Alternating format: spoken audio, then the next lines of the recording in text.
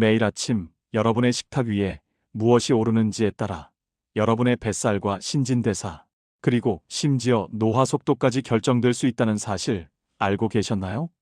흔히 무심코 먹는 아침 식사가 여러분의 건강을 좌우하는 아주 중요한 열쇠가 될 수 있습니다.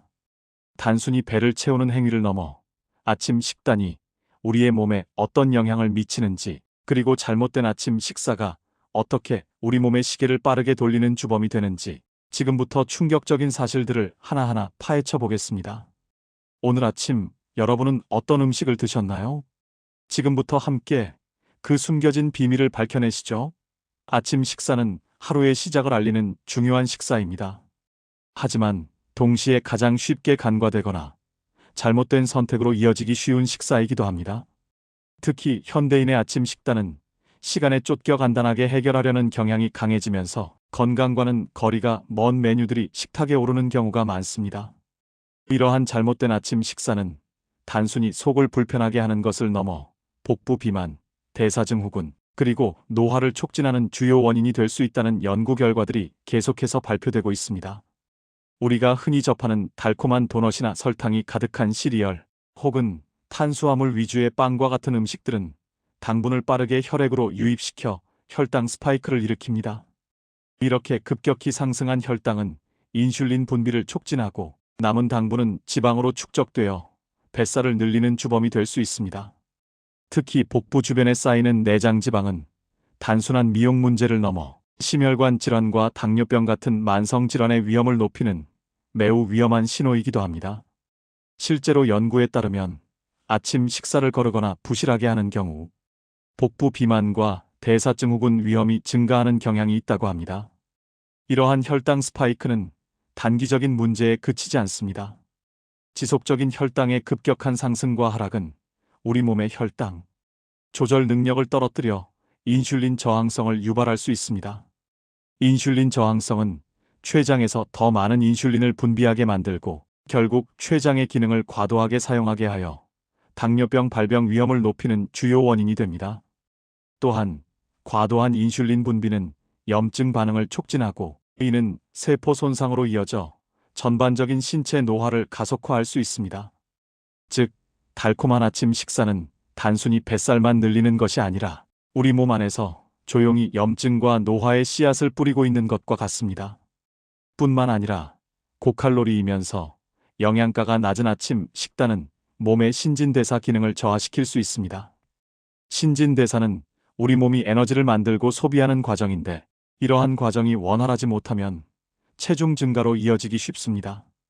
특히 아침 식사를 통해 충분한 단백질과 섬유질을 섭취하지 못하면 우리 몸은 에너지를 효율적으로 사용하지 못하고 지방을 축적하는 방향으로 작동할 수 있습니다. 예를 들어 오전에 에너지가 부족하다고 느껴 습관적으로 고당분 간식을 찾게 되는 악순환에 빠질 수도 있습니다. 이는 결국 몸의 균형을 깨뜨리고 지방세포의 노화를 가속화시켜 염증 반응과 인슐린 저항성을 유발하며 이는 결국 각종 대사성 질환으로 이어질 수 있습니다. 즉, 아침에 먹는 음식이 우리 몸의 대사 시스템 전체에 지대한 영향을 미칠 수 있다는 것이죠. 그렇다면 우리의 아침 식사가 어떻게 노화를 가속화시킬까요? 앞서 말씀드린 복부 비만과 대사증후군은 뇌 노화를 촉진할 수 있다는 연구 결과가 있습니다. 특히 비만일 경우 내장지방 세포의 노화가 빠르게 유도되며 이는 지방 조직의 염증 반응을 일으키고 인슐린 저항성을 높여 몸 전체의 노화 과정을 촉진하는 경향이 있다고 알려져 있습니다. 단순히 외적인 주름이나 활력 감소를 넘어 세포 수준에서의 노화는 우리 몸의 모든 장기와 기능에 영향을 미칩니다. 지방세포 내 DNA 손상 축적은 세포 노화의 주요 원인 중 하나로 작용하며 이는 SREBP1-PARP1 축과 같은 특정 유전자 조절 메커니즘과도 관련이 있다고 연구들은 밝히고 있습니다. 세포 노화는 단순히 주름이 늘어나는 것만을 의미하는 것이 아닙니다. 이는 각종 대사성 질환과 암을 포함한 노령화 관련 퇴행성 질환을 유발하는 근본적인 원인이 될 수 있습니다. 그러니 아침 식사 하나가 우리의 외적인 모습뿐만 아니라 우리 몸의 내부 장기와 기능에도 영향을 미쳐 전반적인 노화 속도를 결정할 수 있다는 것을 명심해야 합니다. 더욱이 아침 식사 결식은 이러한 부정적인 효과를 더욱 증폭시킬 수 있습니다. 많은 사람들이 바쁘다는 이유로 아침 식사를 거르곤 합니다.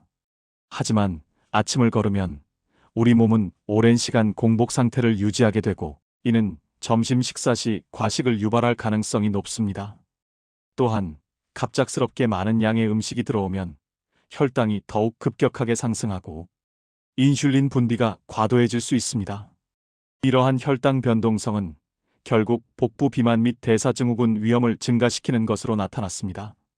심지어 일부 연구에서는 아침 식사 결식이 심혈관 질환 위험을 높일 수 있다는 결과도 보고되고 있습니다.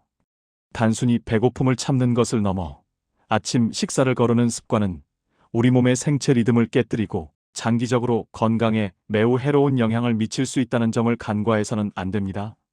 그렇다면 우리는 어떤 아침 식사를 해야 할까요?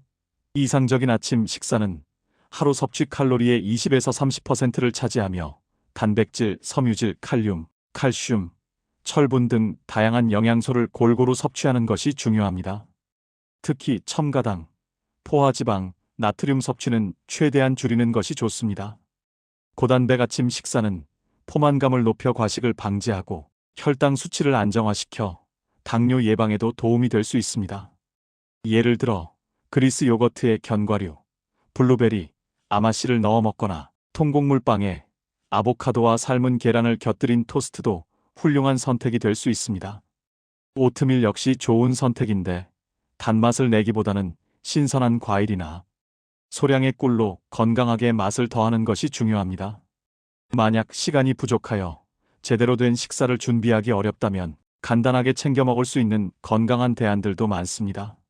무가당 그릭 요거트에 베리류와 견과류를 섞어 먹거나 삶은 계란 2개와 작은 사과 하나만으로도 충분한 단백질과 섬유질을 섭취할 수 있습니다. 또한 아침 공복에 레몬물을 마시는 것도 좋은데 레몬 속 폴리페놀이 식이 유도 비만을 억제하는 데 도움이 될 수 있다는 연구 결과도 있습니다. 물 한 잔에 레몬 한 조각을 넣어 마시는 것만으로도 상쾌한 시작과 함께 건강에 긍정적인 영향을 미칠 수 있습니다. 한국 전통식 아침 식사, 즉 쌀밥과 3가지 이상의 반찬으로 구성된 식사는 영양 균형 섭취에 매우 유익하며 혈관 건강과 성인병 예방에도 도움이 될 수 있습니다. 우리 선조들의 지혜가 담긴 이러한 식단은 탄수화물, 단백질, 지방뿐만 아니라 다양한 비타민과 미네랄을 한 번에 섭취할 수 있도록 구성되어 있습니다.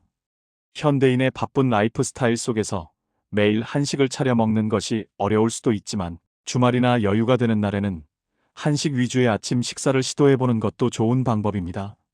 바쁜 아침이라도 설탕 가득한 시리얼이나 도넛 대신 영양가 있는 단백질과 섬유질이 풍부한 식품들로 구성된 아침 식사를 선택하는 것이 우리 몸의 건강과 젊음을 유지하는 데 큰 도움이 될 수 있습니다. 아침 식사는 단순한 한 끼 식사가 아니라 우리 몸에 투자하는 소중한 시간입니다. 건강한 아침 식습관은 단순히 뱃살을 줄이는 것을 넘어 신진대사를 활발하게 하고 노화 속도를 늦춰 여러분의 삶의 질을 한층 더 높여줄 수 있습니다. 이 작은 변화가 여러분의 미래 건강에 큰 영향을 미칠 수 있습니다. 오늘부터 여러분의 아침 식단에 조금 더 신중한 선택을 해보는 것은 어떨까요? 건강한 식습관은 단번에 이루어지는 것이 아니라 매일의 작은 실천들이 모여 만들어집니다. 여러분의 건강한 아침을 응원합니다. 본 영상은 건강정보 제공용이며 의료진단 치료를 대체하지 않습니다. 필요시 전문가 상담을 권장드립니다. 이 정보가 유익하셨다면 구독과 좋아요 버튼을 꼭 눌러주세요. 여러분의 작은 관심이 더 좋은 콘텐츠를 만드는 데 큰 힘이 됩니다. 감사합니다.